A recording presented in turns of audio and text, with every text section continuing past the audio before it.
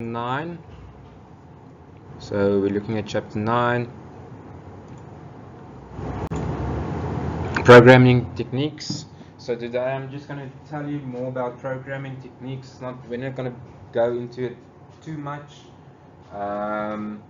And right at the end there's a section on acceleration that I'm just going to use the example to explain it to you, but I'm not going to expect you guys to actually do a calculation for acceleration. I'll maybe have a small informal test to do just to test the basics of it, but I'm not going to ask you extensive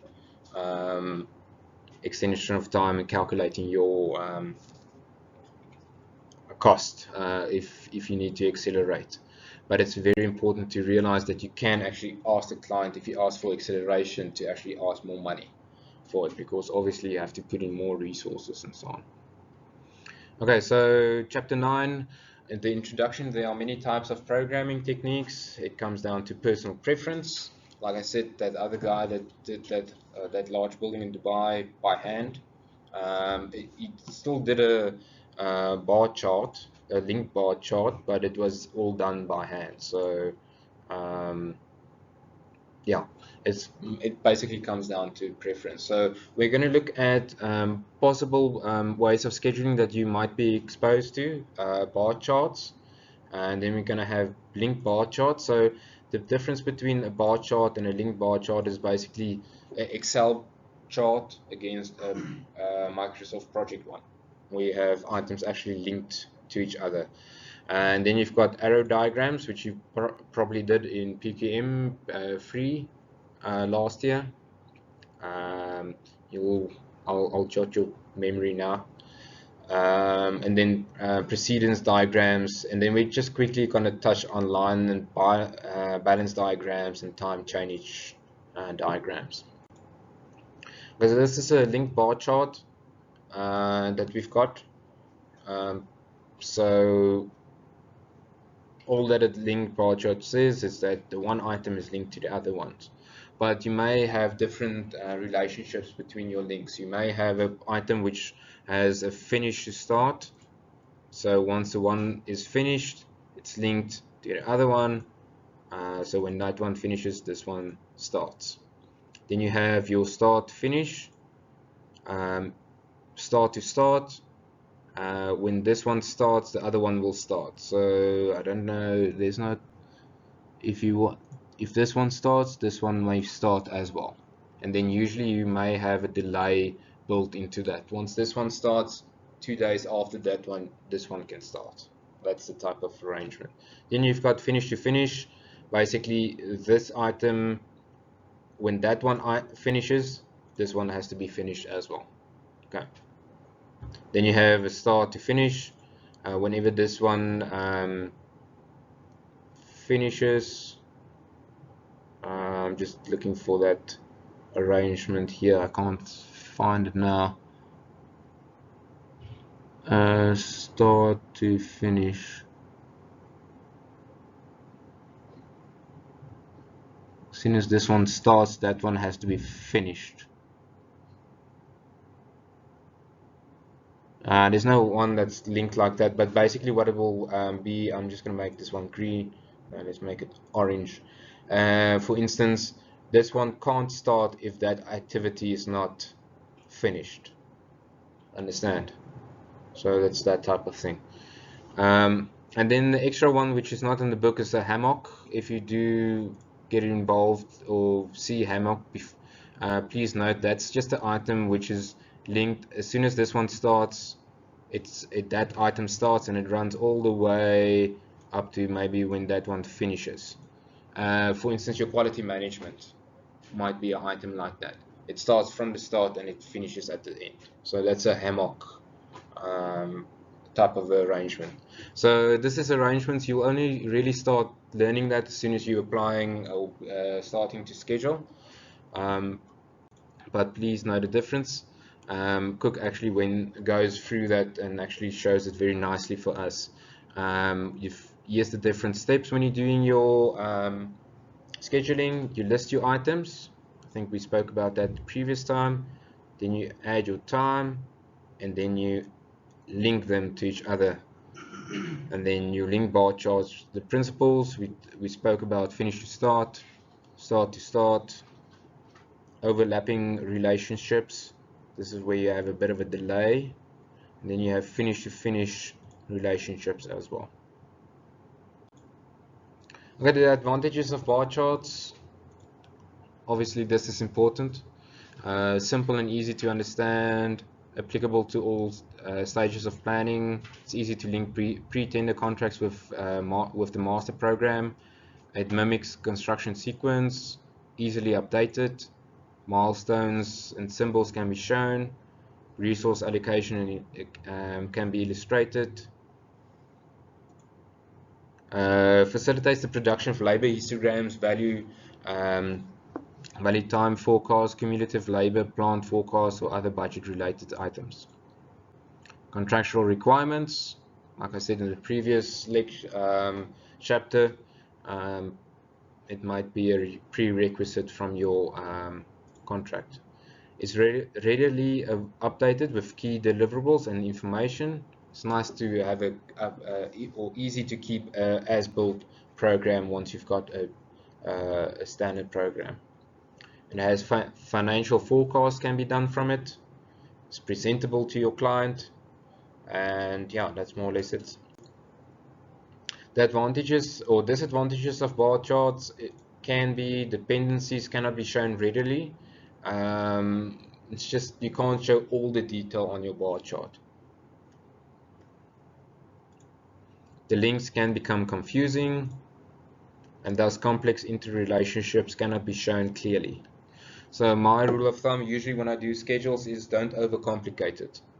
Rather when you do add a lot of details, make sure that you actually can scroll down or hide the necessary information, or rather make a new chart if you want to go into detail of when certain items need to be done. Okay, then developing a link bar chart, that's a process that we've looked at. Set the time periods and link to various tasks. Insert summary task and add durations. Link to relevant activities. So that's what we looked at. Okay, then we get to network analysis. We've got the critical path method and the PERT analysis, programming, evaluation, and review techniques. So in COMR, you guys look at the PERT techniques quite thoroughly. So please just note that. And earned value is also very important, that you did in PQM 3 last year. Which module? PQM, yeah, with Reza. Again, you might recognize this. Okay, cool. And you guys know what the critical path is? It's the longest, shortest path. Yeah, cool. Okay, so it's always easiest to work from the back, or from the end, start at the end and work your way back to actually get to your critical path. So you look for your longest path, which is 4, and then you get to G, and you've got 3, and this one is quite easy. I hope I'm correct now. Calculate your critical path, which is A, D, G, J. So that's the longest path to actually get the project done. And then your precedence diagrams, do you guys remember this? Okay, we're not going to do much on this because I presume that you've done this very thoroughly. You did your forward pass, you did your backward pass, and you could actually calculate your critical path based on that. Okay, then Cook and Williams just goes on and he explains your finish to start relationship and your link bar chart relationships. So this is just basically what we already looked at, just explain better. So you guys will have to be able to explain to me what is your start to start relationship. How does that work? Okay, start to start relationships, finish to finish relationships, start to finish relationships. Okay, then line of balance is your elemental trend analysis. Now this represents representation of the repetitive operations. It is a visual display of the rate of working difference activities on a program. And it's used to focus on sequenced items to find the optimum planned ratio of labor, plant, etc. Okay.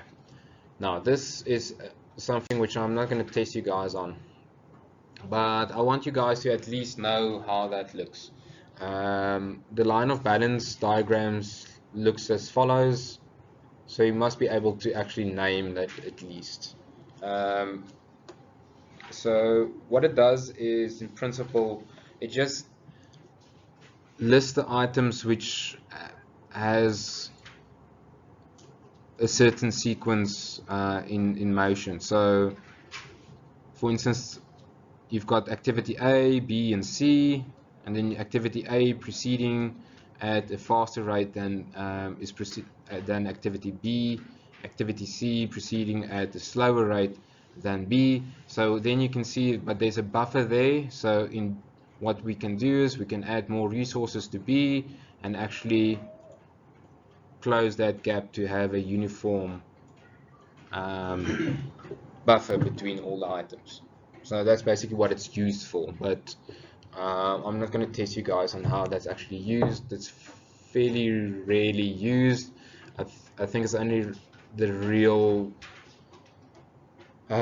big construction companies that might use this, because if you do your project planning in your in Microsoft projects properly or CCS properly, you can actually do this automatically. So it's not a thing that you need to actually draw up. That guy that did everything by hand, he might have used this method to actually just calculate this. Ja, just There's a line of balance non-parallel. ja, jy moet dit net kan noem en ja, as dit vir julle wys, maar gaan nie regtig vir julle iets wys nie. So sal one mark, maybe two at most. Yeah. If any. So okay, then we get to time change diagrams. Is also known as a location chart. It's limited to certain projects. Advantages in showing the order of activities or operations, where activities are happening locationally, how activities must progress in relation to direction and distance, time, key dates, and holidays. Basically what it is it's a program on your drawing. It's usually something that works very well if you're doing a road, because you have to progress a certain section from this your workflow is from this side of the site to that side of the site. So the construction starts in one point and proceeds in an orderly fashion towards another location. Now just think, if you need to represent a building on something like that, you can't really do that. The 4D BIM video that we looked at earlier might explain that a little bit more. It's just a visual way of actually looking or representing the program. So here's the example. Basically you have your time in weeks here on the left, and you have your activities and your site on this side, and as you progress from the site from the top down, the items, activity 1 is started, activity 2, activity 3, activity 4, etc. You have a holiday period in the activity 5. No. Also just be able to identify it if I do show it to you. Okay, and also at least know that it's a visual way of actually showing the program. Okay. The main thing about these programs that I'm showing you is to know what it is. If someone talks into a site meeting or walks into a site meeting and says he's done a time change diagram for us, don't look like an idiot there and not know what it is. That's the main purpose of it. It's just to educate you guys on what it is. But whenever a client asks you, okay, I want to do a bar chart or a time change diagram for this project, and you said no, you can't. I'll rather do a bar chart because of this and this and this. And this. Okay, then we get to accelerating the project. The contracts, okay, there might be multiple reasons why you need to accelerate. The contractor's reasons maybe lessen liquidity, liquid damages. If you're behind, then you need to pay a whole lot of accounts. Client reasons is opening sooner to get the benefit of winter sales, for instance. Okay, then you have the concept of normal time and normal cost. So this is important. And you have a crash time, crash cost. Okay, this is now your required time. Then you have your cost slope, the critical path compressed as densely as possible. Okay, then we've got a few definitions of your increase in cost, reduction in time, or your crash cost, normal cost over your normal time less your cash time gives you your cost slope. Okay.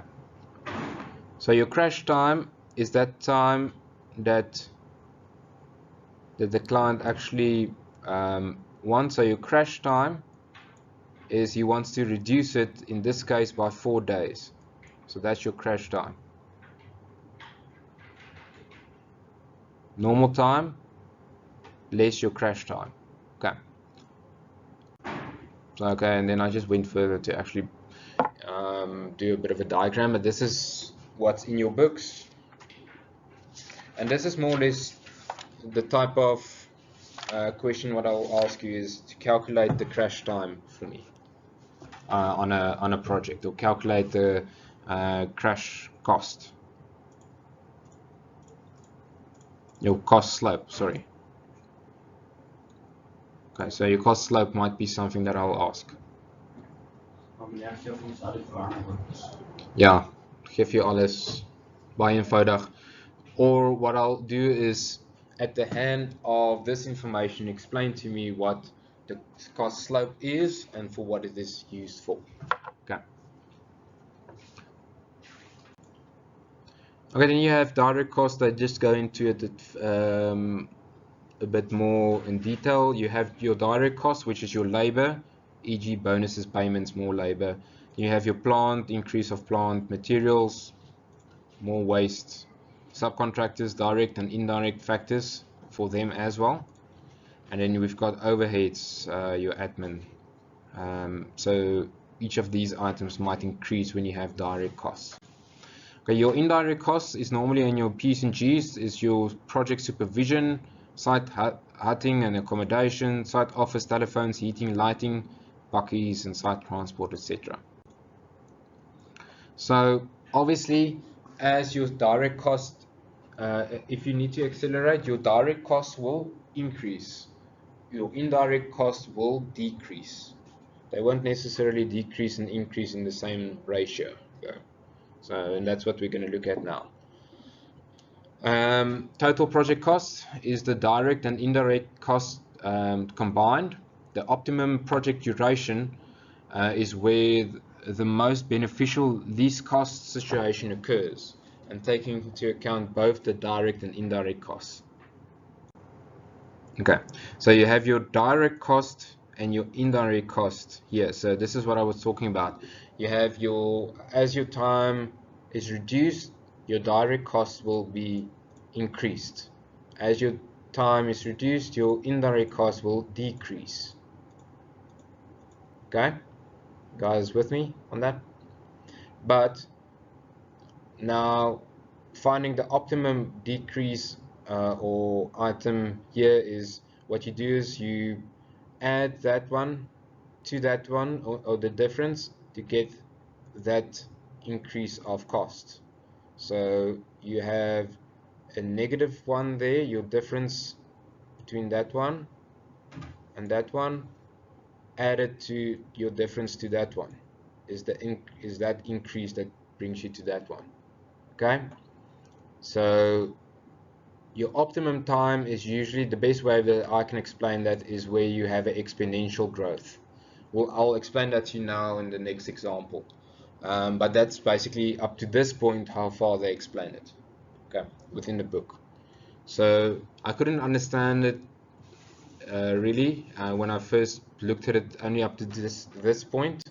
But if we go further to our example, which is on page, starts there on page 189 at the bottom, and basically it says is we've got this project. Here's the initial arrow diagram that we've got. We've got activities A up to I.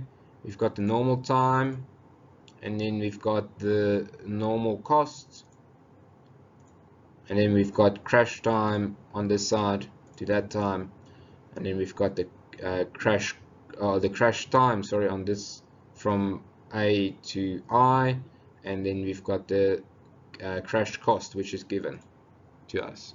Okay, so that's given, and the flow diagram is given to us. Now what happens is we need to calculate the normal time and normal cost variances. So this is now the diagram just updated. So what we do is we calculate the critical path. So working from this side going backwards, we can see, okay, obviously there's no other preceder to this, but we've got normal time is 6 days. So we get to this point, and then we look for the longest one, which is F10, and then from here on in it's E and then A. Okay, so that's our critical path. Okay, so underneath our normal time, which is 28 weeks, our normal cost will be 198 pounds, plus our indirect cost is 28 times that 2,000 pounds per day, to get a total normal cost of 254. Okay, so up to this point that's fairly straightforward. Okay, no changes to that. The next step, or the first method of actually calculating it, is they do a reduction in the project time.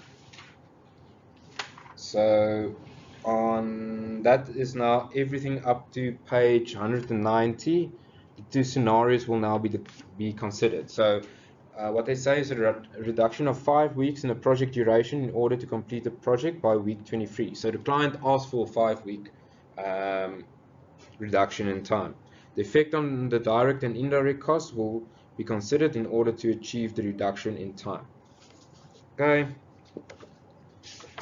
Then we go to 192. In order to reduce the project duration by 5 weeks, it will be necessary to consider the cost slope of all activities. Okay, the assessment of the cost slopes and the appropriate rankings are indicated in 9.42. So, okay, this is what they did. They went and calculated each crash time and crash slope for each item. So for item A, E, F, and D, we have the crash times. Here, costs or saving in time is 2 days, 4 days. Okay, then we've got the normal time, which is calculated here, and then we've got the cost slope, which is indicated here. Okay, and they need a saving of 5 days. So 5 days or 5 weeks. 5 weeks, sorry. So 5 weeks. So you basically take the items which has the lowest, or you rank the items which has the lowest cost implication, and those are the items that you need to reduce. So for instance, that's why if you go through the example, F won't be included because it has the highest cost slope. So it's not a good thing to actually tamper with that period of items. So what they identified is, okay, items A, E, and D will be the items which has the least effect on the duration or the cost if we reduce that. Okay. Okay. Something which I didn't mention is we're only looking at the items on the critical path. That's why I looked at that section. Okay.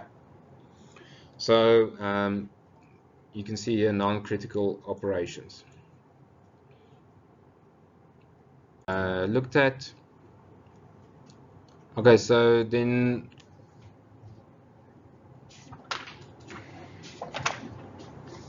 getting to the revised diagram on 6. So the second scenario that you can actually look at is to actually rank your items. As we saw, is your item 6 is ranked first, item A is ranked second, third is your item E, and okay, F doesn't fall within that because we only want to look at 5 weeks saving and not more than that. Okay, so analysis is based on the acceleration project period for 23 weeks. Okay, and now they do another little calculation. So the number of weeks, they start with the highest, your normal number. So you have your direct costs, your indirect costs. This is the method that I like most because you can actually see it. But what they just do is they add your direct costs as you go down and you reduce your time. You can see what the effect will be immediately. So you can see where the optimum cost saving would be. So you can see your direct cost is 3 and then your indirect cost is -2. So you have an aggregate cost added if you reduce it with 1 week of £1,000 basically. That's the difference between your direct cost which you add and your indirect cost that you actually subtract. Okay, so there's one added there, and then there's one added here, or 2.